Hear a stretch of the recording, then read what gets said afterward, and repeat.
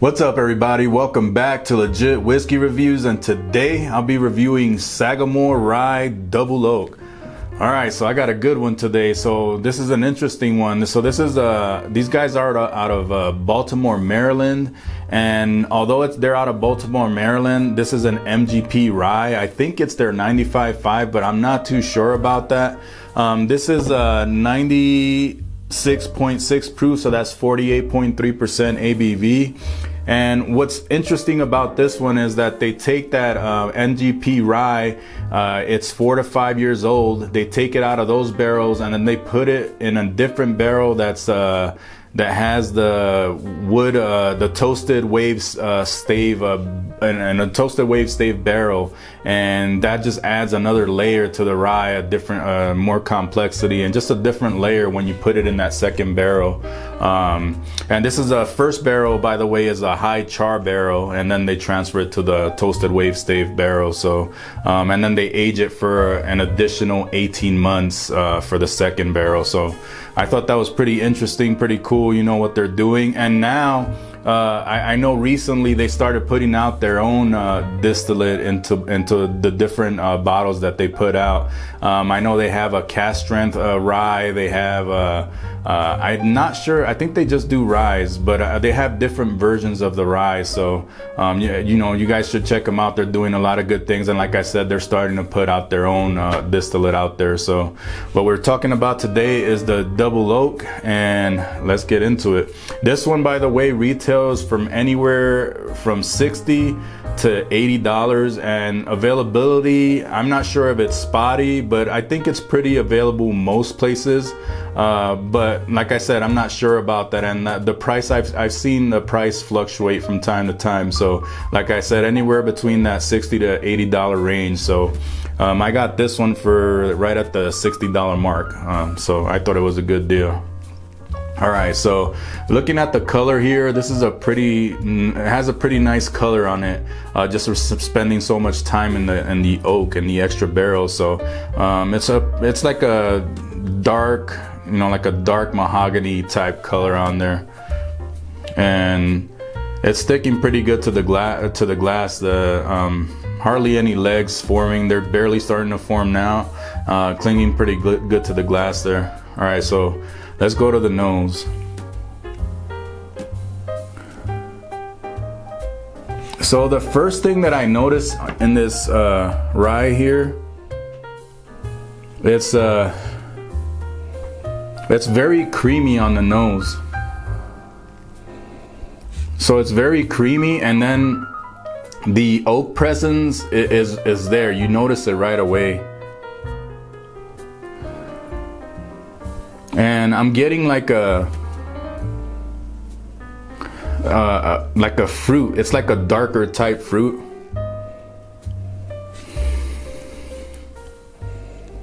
I pick up some spice, but not as much spice as I was expecting on the nose. And I'm getting like a little bit, just a hint of like a milk chocolate note in there as well. So there's a lot going on in the nose here. There's like I said, there's that.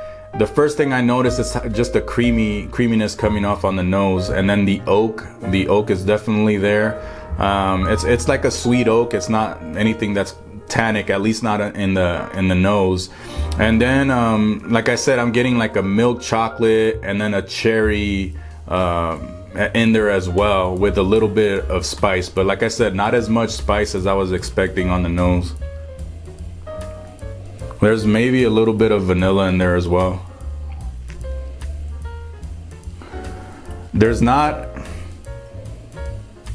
that much caramel that I can pick up on the nose.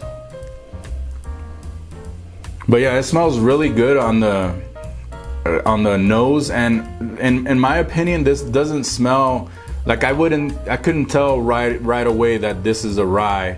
It could be a bourbon if you're just smelling it blind, because I do get some rye notes, but it's really not coming off as like a rye or even like a high rye, you know.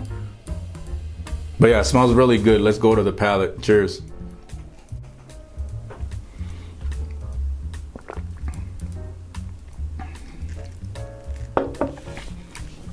there's that spice.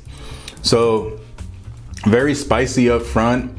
I'm getting on the palate, there's a lot of sweetness. The finish, I feel like it's lingering more on the hug than it lingered more in the palate. I feel like on the palate is a little bit medium to short, but what's there in the palate is really good. So like I said, there's that spiciness. I'm getting towards the back of the palate, I'm getting a slight coffee note. The fruit that I was picking up on the nose, I'm definitely getting on the palate. There's like that cherry, like a cherry chocolate type vibe going on in there. But the oak that I was expecting, what I was getting in the nose, it's not as much coming off on the palate as it did on the nose. I feel like on the nose you really pick it up, but let me try it again. Wow, so this second time, now that I'm going back to the nose, I really quickly, I just picked up a slight mint note in there, which I didn't pick up the first time. That was interesting.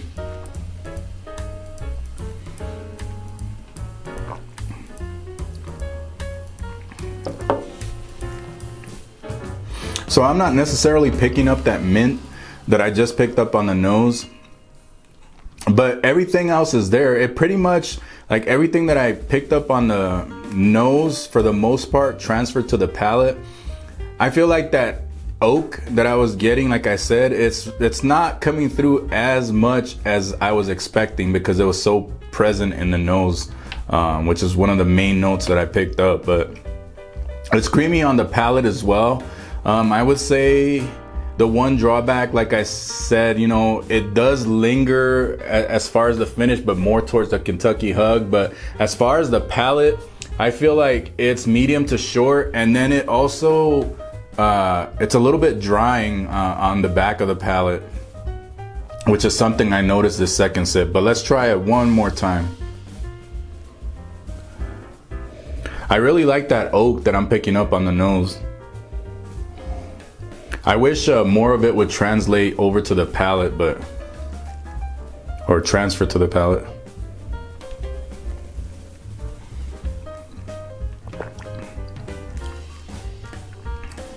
There it is. So this third sip, I'm starting to pick up that oak. It's coming off more, like I said, more as a chocolate. That coffee note that I picked up a little bit on the first sip, I'm not picking up as much now, but more of that chocolate is starting to come out, which I love in double oaks.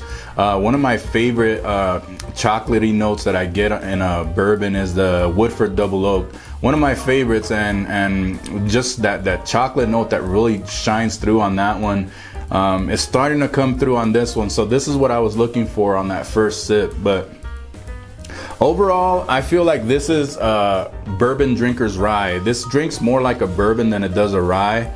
So if you're not, big fan of ryes, but you want to, like, you're curious, or you want to dip your toes more into the rye side of things, I feel like this is a perfect one to start with.